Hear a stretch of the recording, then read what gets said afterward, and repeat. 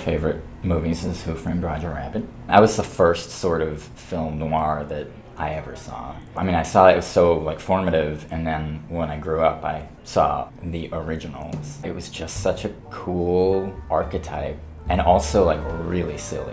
Like it's just almost already a parody of itself. So it just seemed like ripe for this kind of treatment.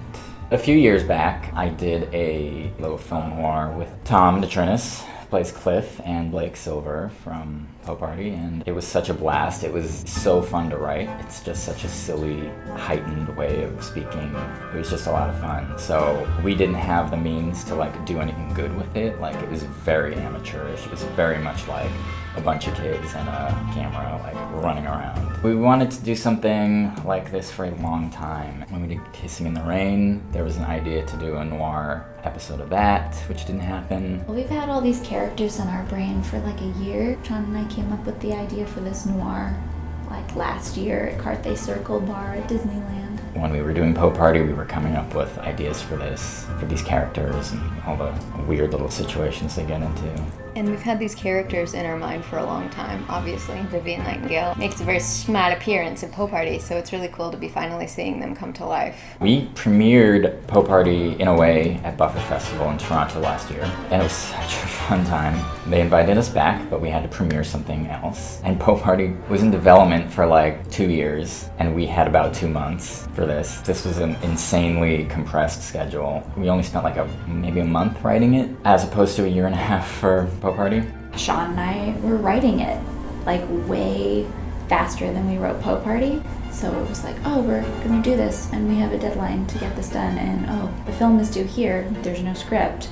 We need to make all of this happen in this amount of time. It's been really cool for us, Shipwrecked, to sort of know that we have like a reason to be doing this and have a deadline. We haven't really had that sort of experience before. We wanted to have it be a short film, noir. I didn't want it to be like too dark, so it's got all the elements of noir, but there's no like murder. I wanted to introduce all these characters, and it's almost like a TV pilot. It's like, here's the first case, here's how it all happens, here's how they all get together. We knew that we had to outline first instead of writing a little bit and taking a year off and then coming back to outline. We had the 4 of us, we knew our characters, and then we just started spitballing other characters, like types of people that we wanted, and that's how we came up with like, oh, Roger Heracrame, movie producer. Wilhelmina should be in a movie and her co-star should be, there should be something there. There's gotta be like the standby friend, bartender guy. We've got all the noir stereotypes.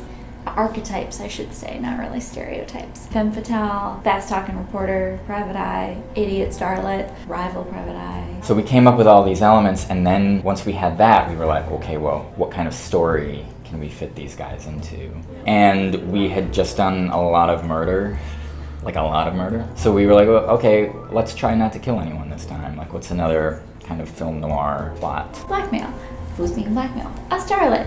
And then we kind of outlined what we wanted all the characters to be doing and outlined each scene. And then Sean and I did our usual thing of like splitting up by scene, writing scenes, coming back together, and then pouring over it over and over and over again, adding jokes, taking things out. We rewatched a lot of film noirs, and their plots are basically impenetrable. Like The Big Sleep, like I still have no idea what happens in that movie, and I guess famously the actors and director couldn't keep up with it while they were filming, which wasn't like an excuse to make something that didn't make sense, but it was kind of fun to like write something that it makes sense. Like there's a logic to it, but it might take more than one watch to kind of get it.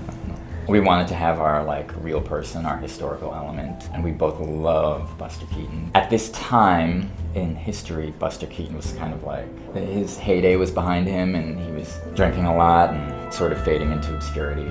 And wouldn't it be funny if that was really affecting him in a way that you wouldn't expect from Buster Keaton? So there's a whole backstory with Buster Keaton and MGM, and that's where they're filming their movie. Buster Keaton was loaned back to them. We had an idea for a plot that would involve Buster Keaton trying to enact revenge on Louis B. Mayer for firing him years earlier, and that was going to coincide with what was going on at the premiere, and it was like turning into another hour and 45-minute thing. At first we were like, this has got to be 20 minutes, which is definitely not. Our first draft was 47 pages. We were aiming for 20 pages, it was 47. and then finally delivering a script and being told we have to cut it, and then cutting it down. Every time Sean and I wrote, we'd be like, okay, this is it, we can't cut it down anymore. But then we'd take a few days off, look at it again, and be like, okay, we'll cut this and this and this. We're finally gonna cut this joke. And we're learning that like cutting lines doesn't actually save you time. It's cutting locations, setups, learning how to write for the time we have. A lot of the dialogue is like pretty rapid fire, but there's a lot of like moody establishing shots, so it kind of balances out. But our final draft ended up being about 34 pages. Bum, bum, bum. We were really excited for wardrobe on this one because it's so pretty, 1940s old Hollywood. We bought a lot of the costumes because we were like, oh, let's just keep them, and we have some really great vintage finds. For wardrobe, it's been a bigger task than we initially thought. We were like, oh, short film, this will be easy. But then like everyone has 3 looks, and some people have different accessories and props to go with those, and so that's been kind of interesting to keep track of. We have extras this year that we didn't have last year. And so that's been interesting too, making sure that they're dressed and their hair and everything's time period appropriate. We thought maybe our next project that we would do, we would have an on-set costumer. That didn't happen. But that's okay, because Mary Kate, Sinead, and myself have teamed up to head wardrobe, and it has been great. Kind of did a similar thing. We went to Western, we had some fittings, we made Pinterest boards, we knew kind of what we wanted for every character. We rented a lot of pieces, but we also put together a lot of pieces. For women's clothing, it was a lot easier to find, like this is from like Unique Vintage. A lot easier than like doing 1800s that we really had a hard time finding pieces outside of renting. A lot more accessories this time around, a lot more extra pieces, a lot of making sure like you're wearing the right tie on the right day, because obviously we don't film chronologically. The way we're filming, we're like in a lot more together, so a lot of times we're like there's only one of us who's manning a wardrobe at a time, which is kind of, we're making it work and it's good and everyone's gonna look beautiful. That's another amazing tie. This one's gonna be real short. We always want to pick out the costumes and like have final say, always. But I think obviously we would like to have on-set costume one day, just to make sure that we're not messing up. It has not gotten easier, because as an actor, you want to go in and relax and not think about the end result. You just want to sort of be present and just enjoy the journey. And like, that's where you do all your best work. And as a producer, that's all you're thinking about is the end result. Like, we need to be done with this, we need this thing here, we need to get moving, we need to load this out, we need to be on to the next location. And it's really hard to have those things exist at the same time. There's definitely times when we're running around and then we realize that we just shot a scene and we're like, oh, was that good? Like, that's important too. Is that any good? I don't know. It's really weird, but it's not, because I don't really know anything else. I've done some things where you like just go in and act, and it's nice. It can be kind of boring because all you're doing is waiting. Here, when we like go for a rehearsal and then we break for a half hour, I know I have a bunch of other things to do. If we're not on camera, we're dressing extras. It's good. It's great. It's stressful. It's been interesting because Poe Party obviously felt like a bigger beast. I mean, it was a series, it was 11 episodes as opposed to a short film this time around. We shot for 10 days on Poe Party, we're shooting for 4 for Gilded Lily. So shorter time period, but different challenges. I mean, Poe Party, we had one location, mainly one costume per actor. It was over one night, so like continuity was obviously important, but it was easier to kind of manage. This year, we're in different locations throughout different days. It's interesting this time around because we did Poe Party last year, obviously, and we learned a lot from Poe Party. But there's so much that's different about Gilded Lily, and I think we thought like, oh, this is a short film, it'll be easier, there aren't as many characters, and that's true. But it's still been a lot more complicated in other ways. Finding the location was really difficult, getting our dates has been really difficult. We're working with some new crew members that weren't on Poe Party, and everybody's great, but it's just been sort of learning how to deal with these new people and new things and how everybody works together. And so it's good because I want for us to be doing new things and learning and constantly, like nothing's always going to be like Poe Party was. And Poe Party was super charmed in a lot of ways.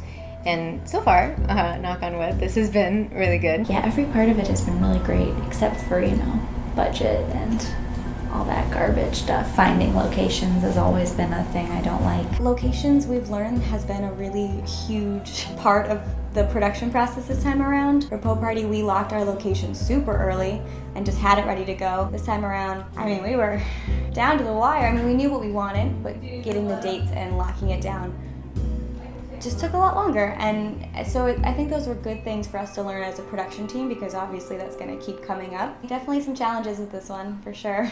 It's been, a struggle, but it's the last day and everything seems to be working out, and we'll have a really, really pretty movie at the end of it. Wouldn't trade it for anything. It's scary too, because Pool Party was so great, and I think it's one of the best things I've ever done in my whole life. And so now we're like, oh shoot, we got to do it again. Was it a fluke? Are people gonna like this? This is totally different, and it does. It looks completely different, but that's what we want to do. We want to do different things. We want to try out all these different kinds of styles and genres, and so it's been good. It's definitely, the pressure still feels very much on, but we're excited to share another side of Shipwrecked with the world.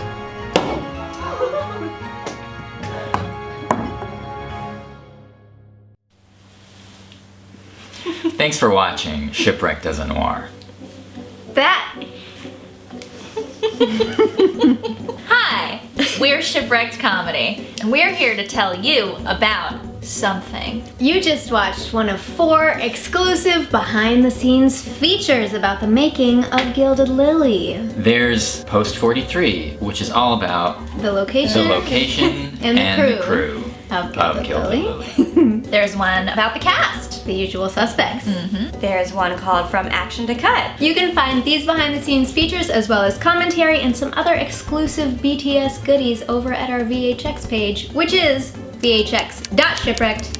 No? Which is shipwrecked.vhx.tv. There's a link in the description below. If you enjoyed this, please head on over there and go check out the rest of the features, which are available to rent or buy. We hope that you'll like them. I worked really hard on them. You can also buy the short film. Yes. Even though you can watch it here for free. But it's fun to have. Yeah. Just own it. Collector's Then you item. have it. Do it. Then you have it. You can do just throw it on whenever. Whatever. Yeah. I mean, you can do that anyway. You know what? You're bad at Don't this. think too really much bad about Bad at selling it. this. We love you.